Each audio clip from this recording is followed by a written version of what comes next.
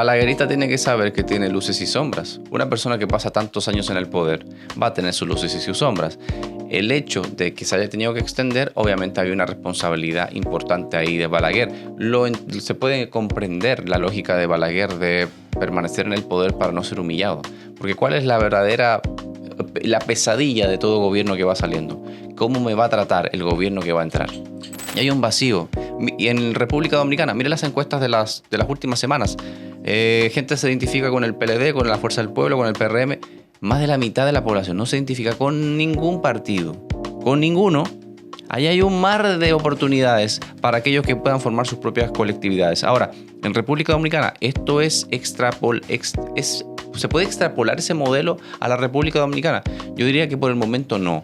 Porque el votante dominicano, contra todo que le podamos criticar al votante dominicano que se vende por el picapollo, que la cédula... Los 500 pesos.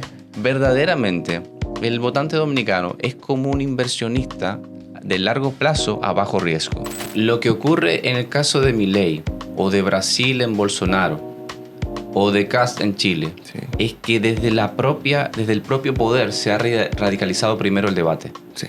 Es quien ha ostentado el poder, quien ha radicalizado el debate. Y cuando quien tiene el poder radicaliza el debate en un país, entonces le das como un cheque en blanco al resto de las fuerzas políticas para hacer lo propio. Y ahí todos nos vamos a los extremos. Sí. ¿Cuál es la implicación que eso tiene para el futuro democrático de un Estado como el nuestro, que ya, como tú dices, tiene una democracia bastante joven, que está en total evolución, construcción? Es verdad que los indicadores internacionales nos posicionan como uno de los países en Latinoamérica con un índice de democracia y transparencia que cada día va en ascenso. Y eso, evidentemente, tiene otras implicaciones como acceso al crédito internacional, un sinnúmero de factores, pero ¿cómo se ve esa percepción de que yo necesito llegar al poder, radicalizar a los demás partidos políticos? Y eso es la implicación que tiene a largo plazo para la democracia dominicana. O sea, eso para mí es lo importante. Yo creo que a la población le importa eso. O sea, ¿cómo evitamos que llegue una persona que en su intención de radicalizarse destruya el sistema democrático que hoy existe en la República Dominicana? Claro. Pero que Estados Unidos en la Guerra Fría puso a Balaguer, lo sacó de su apartamentico en Nueva York y lo dijo, vuelva para la República Dominicana para entonces inaugurar un nuevo periodo electoral. O sea, que fue los Estados Unidos que lo sentaron ahí. Claro, porque lo tenían atención, en el ostracismo. Balaguer estaba en el ostracismo. Léanse Yo Balaguer, la novela de Gómez Borbón, que es una suerte de memorias ficticias, novelescas de Balaguer, pero con un lujo de detalle, al punto de que la propia Fundación Joaquín Balaguer la catalogó como magistral. Hay muchos que creen que Balaguer llegó al poder en sus intenciones de manera unipersonal, que no hubo ningún apoyo, que todo... Por supuesto, es poco popular decir que Estados Unidos te colocó ahí, pero claro, evidentemente que tuvo un protagonismo que jugar ahí. Veamos los últimos meses de los años de Obama. Obama se fue a sentar con Raúl Castro a jugar pelota en La Habana, perdiendo para siempre la Florida. Obama pensó más en su legado como presidente que en el futuro electoral del Partido Demócrata, porque en cuanto te sentaste con Raúl Castro en La Habana a ver un juego de pelota, y lo pueden buscar ahí, ¿no? Hay gente que dirá, pero eso es fake news. No, eso pasó de verdad. Perdiste la Florida, se te fue Ohio, se te fue todo el cinturón industrial. O sea, que Trump es la consecuencia de las últimas decisiones de Barack Obama. Sí.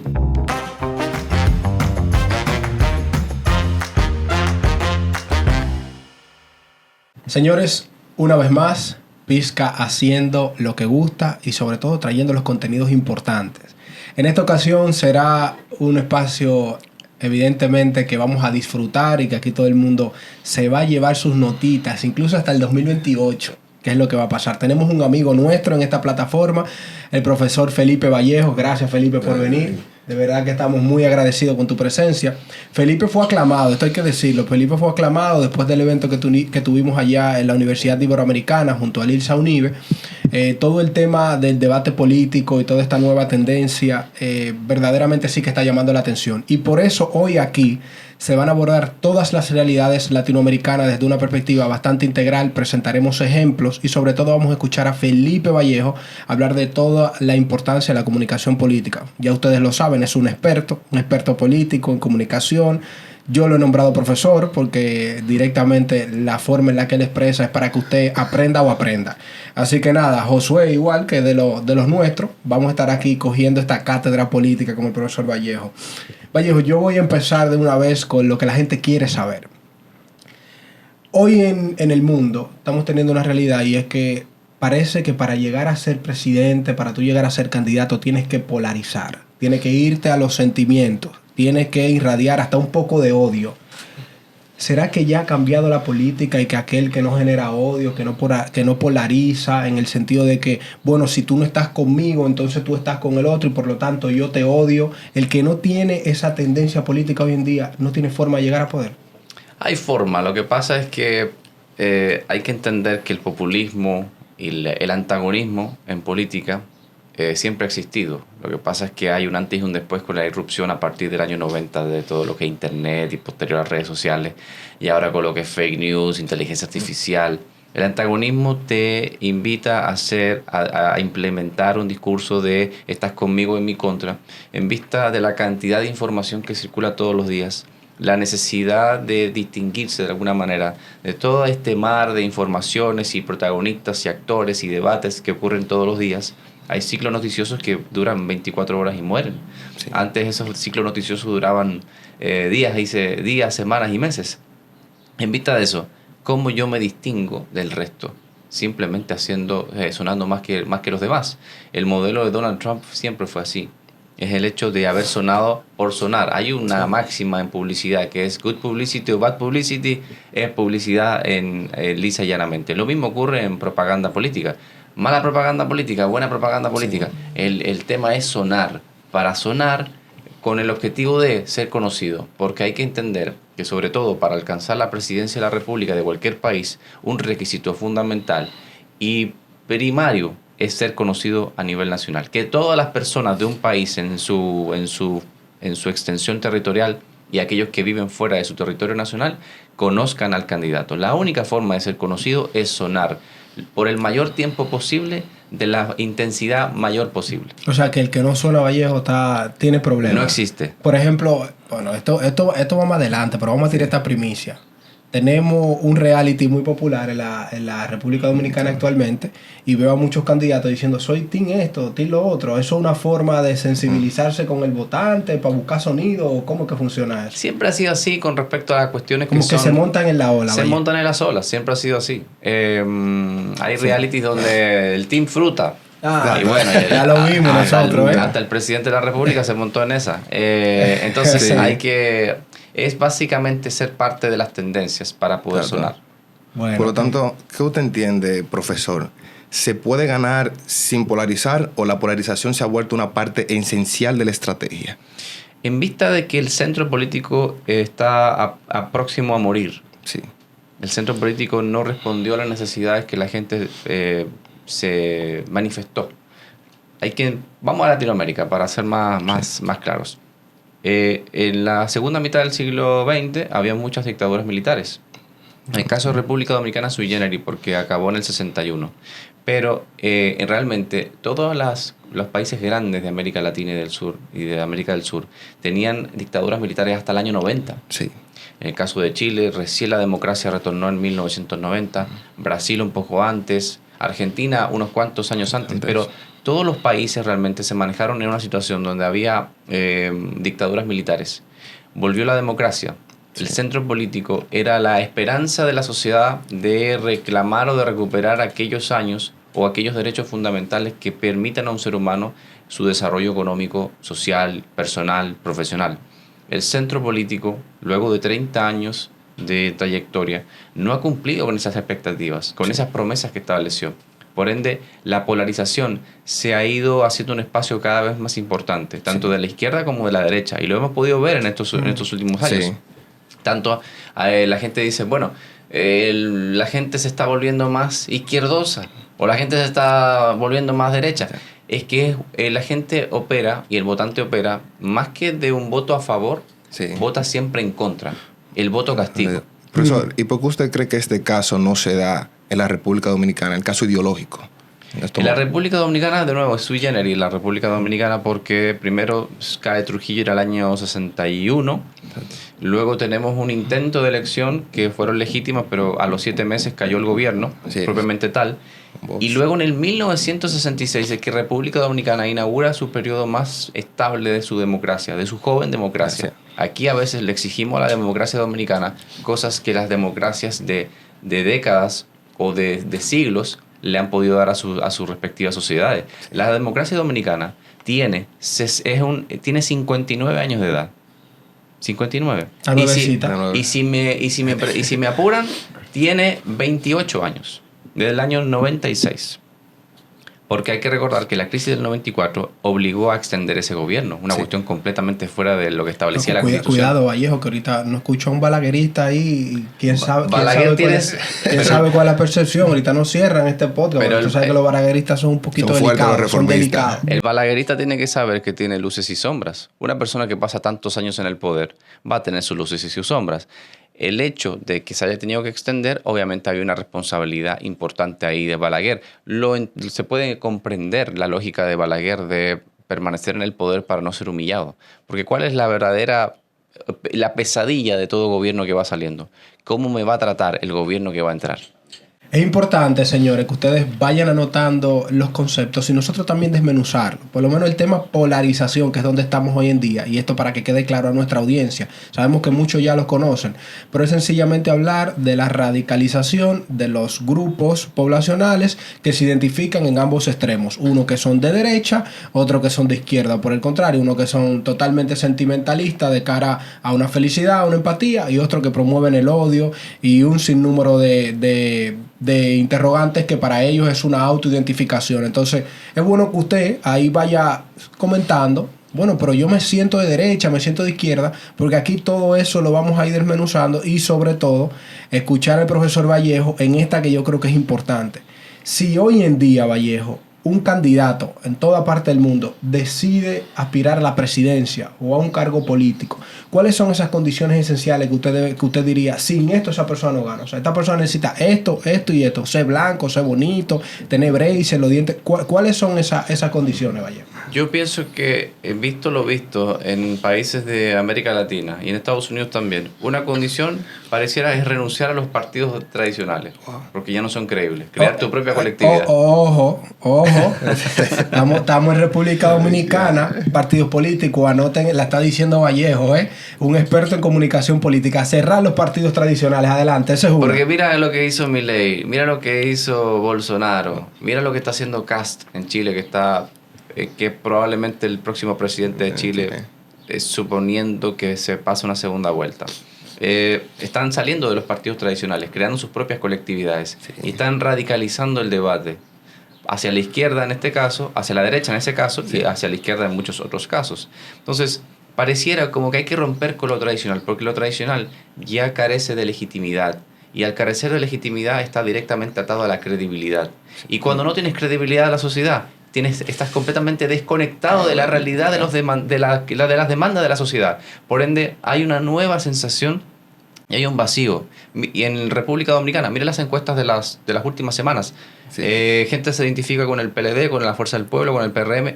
Más de la mitad de la población no se identifica con ningún partido. Con ninguno. Ahí hay un mar de oportunidades para aquellos que puedan formar sus propias colectividades. Ahora, en República Dominicana, esto ¿se puede extrapolar ese modelo a la República Dominicana? Yo diría que por el momento no. Porque el votante dominicano, contra todo que le podamos criticar al votante dominicano que se vende por el picapollo, que la cédula... Los 500 pesos. Los 500 pesos.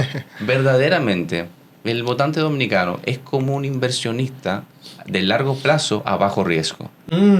Porque siempre vota por aquellos candidatos que le va a garantizar, quitando más o quitando menos, la estabilidad en el tiempo. Si le garantiza un gobierno estable en el tiempo, ese va a ser su candidato. Por eso los candidatos presidenciales pueden hacer mucho ruido durante la campaña, pero a la hora de la verdad van a votar por alguien que le garantice esa estabilidad. Y la historia no deja mentir.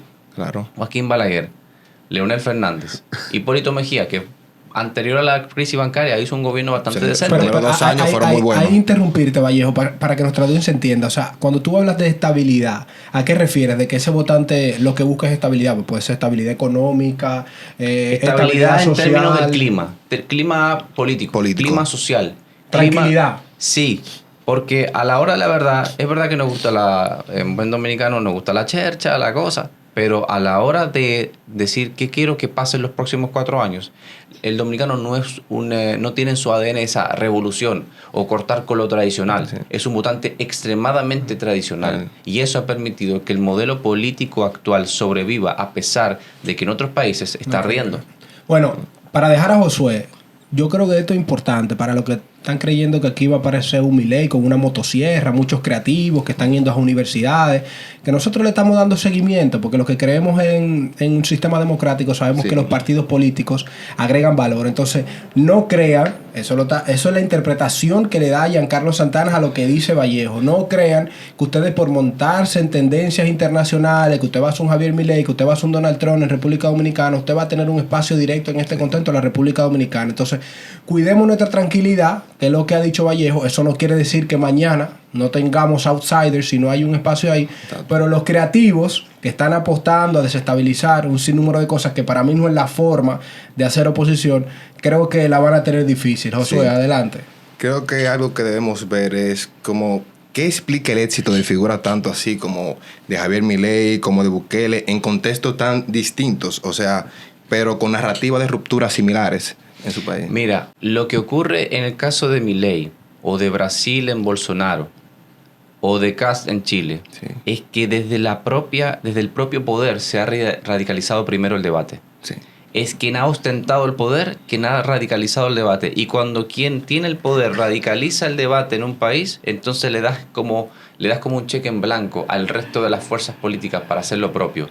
Y ahí todos nos vamos a los extremos. sí, no sé. ¿Por qué? Miren, Lula y Dilma. ¿Cómo que salió Dilma del poder? Destituida.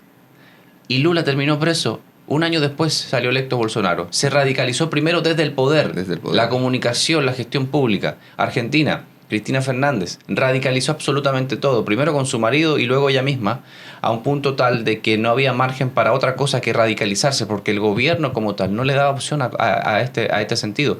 Lo mismo ha ocurrido en Chile. El gobierno más socialista desde Salvador Allende, con Gabriel Boric, que a pesar de ser un jovencito de 35 años, terminó siendo el más izquierdista de todos los gobiernos desde el año 70. Por ende, y ahora, no solamente eso, sino que eligen a una candidata con el debido respeto, pero del Sí. Partido Comunista. ¿Cómo lo va a tomar la sociedad chilena cuando viene una candidata comunista a tratar de ocupar la presidencia? ¿Qué le queda como alternativa a la derecha? Radicalizarse. Claro. ¿Qué ha pasado en República Dominicana? Por más que tengamos estas suertes de tensiones, Sí. no es verdad que desde el gobierno nunca se ha radicalizado el debate. Siempre se ha mantenido en esos cánones estables. Sí. Y por eso es tan importante la reforma constitucional del 2024 que bloqueó el artículo de la elección presidencial Claro. o la modificación del artículo presidencial. La cumbre de presidentes sobre Haití, que para mí no va a traer ningún resultado concreto. Vamos a seguir teniendo el problema de la Ojo. frontera. Ojo. Pero Ojo. los gestos en política, las señales que manda el poder son absolutamente fundamentales para mantener el debate en un cauce normal y estable y no radicalizado. Por ende, en los países donde han surgido estas figuras, Bukele en El Salvador, Claro.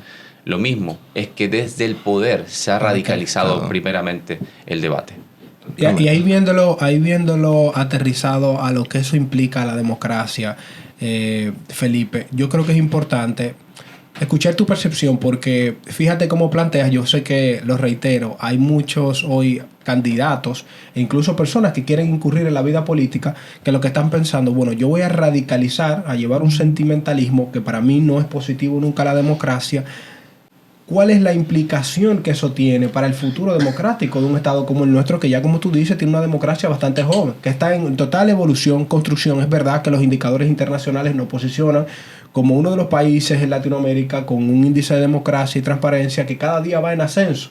Y eso evidentemente tiene otras implicaciones como acceso al crédito internacional, un sinnúmero de factores, pero ¿cómo se ve esa percepción de que yo necesito llegar al poder, radicalizar a los demás partidos políticos?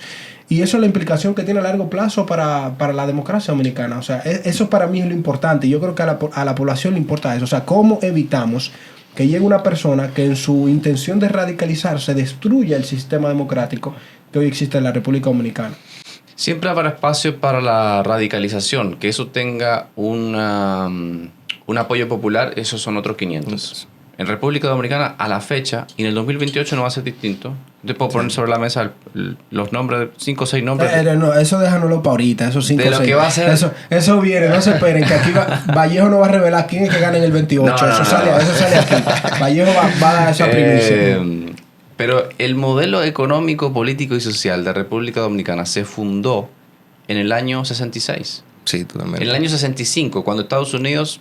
Pues en esos años hay que estar claro de que eso es otra época. Claro. Pero que Estados Unidos en la Guerra Fría puso a Balaguer, lo sacó de su apartamentico en Nueva York y lo dijo, vuelva para la República Dominicana para entonces inaugurar un nuevo periodo electoral. O sea, que fue los Estados Unidos que lo sentaron ahí. Claro, porque lo tenían atención, en el ostracismo. Balaguer estaba en el ostracismo.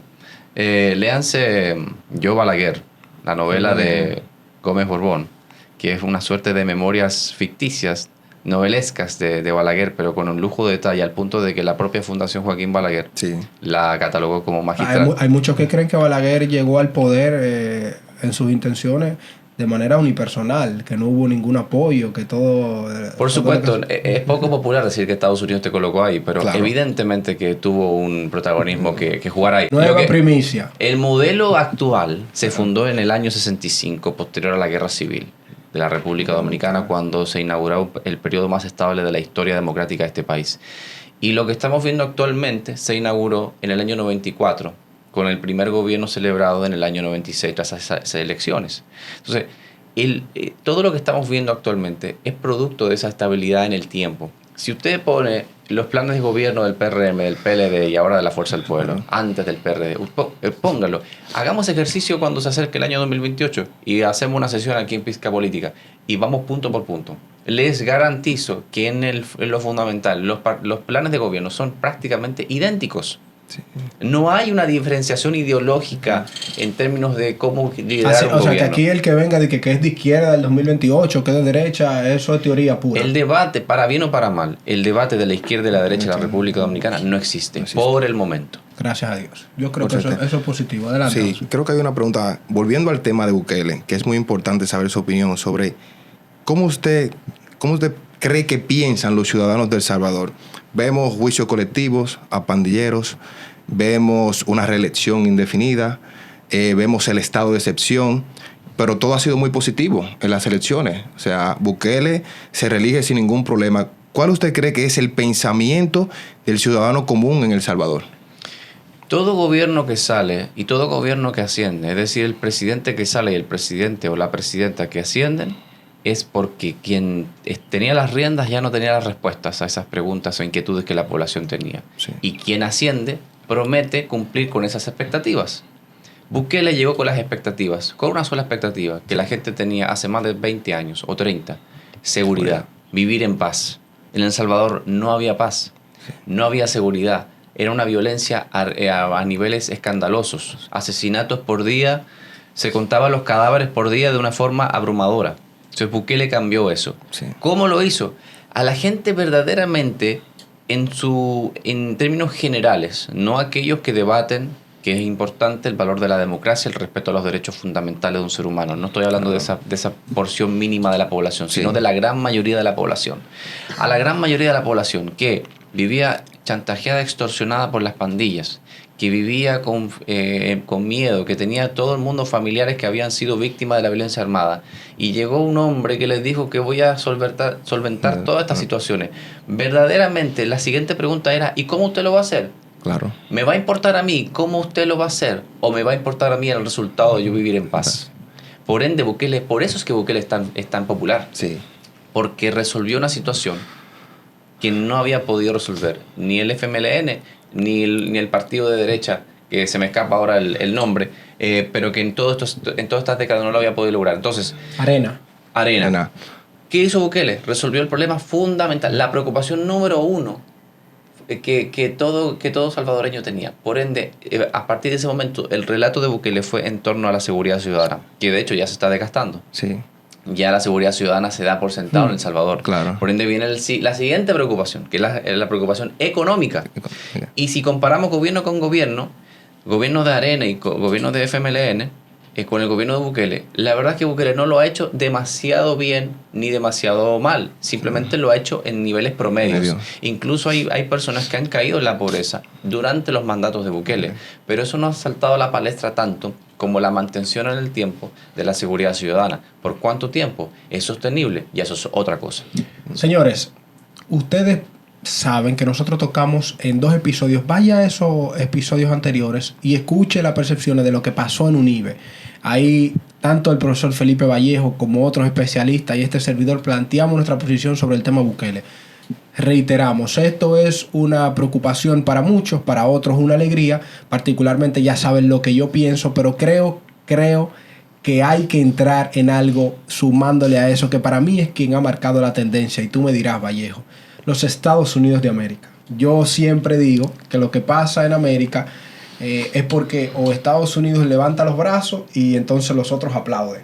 Y no nos queda de otra. Hay que reconocer, sigue siendo la primera potencia del mundo, independientemente de hoy los retos que tiene frente a otras potencias emergentes ya establecidas como la República Popular China, la India y demás. Pero aquí en el contexto latinoamericano, todo ese tema de la relación polarizada, de que hay un sentimentalismo, una forma de hacer política, el contexto Trump, ¿cuál es la percepción o la tendencia que ha marcado Trump en la política latinoamericana? ¿Te atreverías a decir, o cuál es la interpretación que tiene, que todo este sentimentalismo que se ha dado en la política latinoamericana es producto de que Trump en el 2016 radicalizó totalmente a la población estadounidense, que aunque venía con una diferencia ideológica entre aquellos blancos puros y aquellos afroamericanos y latinos e inmigrantes, se marcó ahí en el 2016 un trabajo que venía haciendo Obama desde el 2008. Tu percepción, ¿crees que Trump es que ha marcado esta nueva tendencia? Que si no te polarizas no puedes llegar al poder, que aquellos países que tienen aspiraciones presidenciales tendrán un apoyo de Estados Unidos siempre y cuando estén polarizados, como hoy lo tiene Javier Milei, como incluso hoy Bukele puede decir que goza del aprecio de Donald Trump. ¿Cuál sería ahí tu interpretación? Es que realmente los últimos meses y años de Obama fue que se cultivó ese caldo de cultivo, para la redundancia, para permitir que una figura como Donald Trump ascendiera. Trump tenía más de un intento, coqueteando con la aspiración de... Amagando en buen dominicano. Amagando e incluso diciendo voy por un tercer partido. Pero es que, fíjense, veamos los últimos meses de los años de Obama. Obama se fue a sentar con Raúl Castro a jugar pelota en La Habana, perdiendo para siempre la Florida. Obama pensó más en su legado como presidente que en el futuro electoral del Partido Demócrata. Porque en cuanto te sentaste con Raúl Castro en La Habana a ver un juego de pelota, y lo pueden buscar ahí, no hay gente que era, pero eso es fake news, no, eso pasó de verdad. Perdiste la Florida, se te fue Ohio, se te fue todo el cinturón industrial. O sea, que Trump es la consecuencia de las últimas decisiones de Barack Obama. Sí, incluyendo cuestiones que podremos debatir de su pertinencia o no, o de estar en buena ley. Por ejemplo, el matrimonio entre personas de un mismo sexo. Eso. La apertura de relaciones con Cuba. La pérdida de liderazgo frente al avance de Rusia. Porque lo que está pasando en Ucrania hoy se gestó en los años de Obama. Cuando Putin entró en Crimea, entró en la región del Donbass. En 2014. Entonces, en 2014... Se anexó Crimea. Entonces, todo lo que estamos viviendo hoy es producto de algo. Todo tiene una causa y una consecuencia. Eso es ley de vida. Entonces, Trump agarró y dijo, esto está pasando, aquí está un descontento, pero perdió la Florida es mío, Ohio es mío, o sea, estados que anteriormente eran swing states, que eran estados que se podían ir de un lado a otro. Lo perdió ahí mismo Obama. Entonces Obama estableció su legado, comprometió al Partido Demócrata electoralmente, radicalizó, vamos a decir, al Partido Republicano, y surgió la figura de Donald Trump, que inauguró la década de la radicalización hacia la derecha de muchos otros países, porque cuando es un efecto cascada. Bolsonaro, ahí llegaron todos. ¿Cuándo llegó Bolsonaro? ¿2018? Sí, ¿Cuándo llegó Milei? ¿Cuándo llegó Bukele? ¿2019? Sí. ¿Cuándo llegó Milei? ¿2024? Justamente. 23. ¿Qué puede pasar en Chile ahora? Castro. ¿Qué está pasando en Ecuador? Bolivia. Sí, totalmente. Perú. Claro. Es decir, es una situación donde evidentemente se inauguró con esa cuestión. Que quien marca la tendencia de esa radicalización a la derecha es el presidente Trump, producto de la consecuencia de las acciones de Barack Obama. Trump fue creíble desde el momento en que Obama a ojos de muchos norteamericanos, se radicalizó al punto de pisar Cuba y de abrirse a nuevos espectros de discusión que antes eran una cuestión completamente... Incluso ya estaba levantando todas las sanciones. restricciones, las sanciones que le tenían a Cuba. Ojo, señores, otra primicia.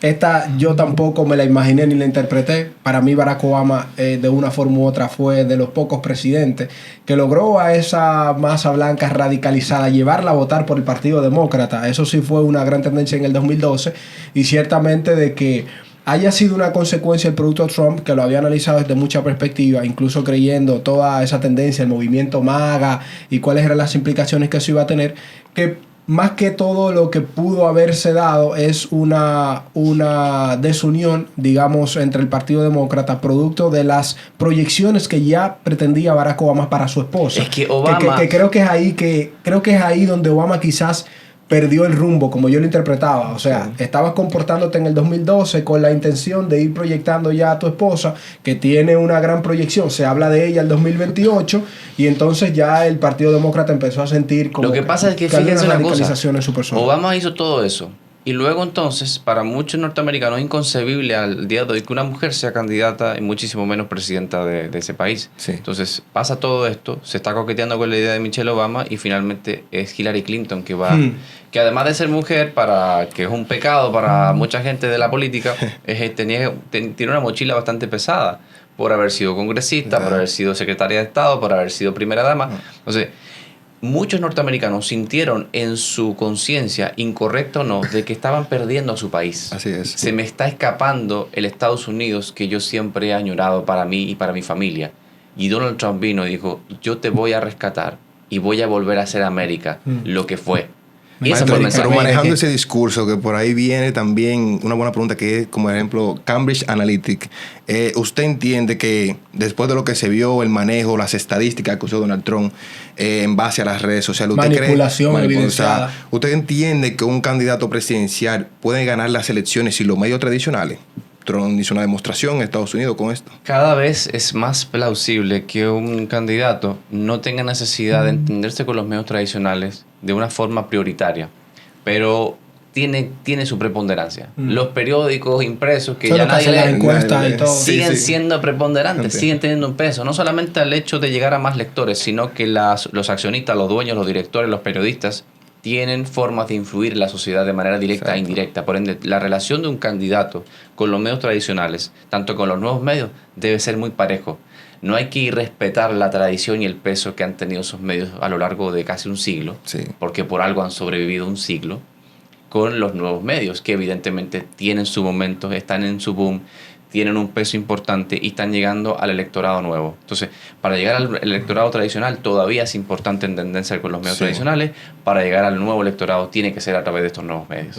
Y en esa tendencia, que parecería ya que los candidatos políticos, los mismos partidos políticos, parecerían influencers. Incluso a veces nos cuestionamos, porque ya cualquier diputado te dice, yo prefiero tener un community manager que tener un asesor legal, estando en el Congreso Nacional, que probablemente no sabe lo que hay que hacer en el Congreso, pero dice, yo necesito que me tire la foto, que me ponga bonito y me ponga a la vanguardia. Entonces, ahí te pregunto, ¿cuál es la relación que tienen hoy los medios digitales con esa proyección de que sin esto no llego al poder? Es directa. Si no estás en ojo, los medios para digitales, que no venga pizca política, que esto es un medio digital. Así que candidatos, cuando empiece la tendencia y todo eso, sepan que sin medio digital no tienen proyección. Adelante, sin medios digitales no hay proyección. No hay forma de proyectarte, sobre todo a aquel electorado que no lee o que no revisa medios tradicionales. Nadie no revisa medios impresos, cada vez menos televisión. Nadie oye radio a menos que uno vaya en el vehículo y ahora ponen todo el mundo el Bluetooth del teléfono para seguir poniendo cualquier cosa. O sea, hay que estar en los nuevos medios. Esto es YouTube, en las redes sociales virtuales, TikTok. TikTok es la red del momento, tanto a nivel global como a nivel local. Aquí está el verdadero centro de la forma de proyectarte a nivel político, generando una ola mediática importante a través de plataformas como Pizca Política y de ahí para arriba. Ya, payola dada, gracias Felipe.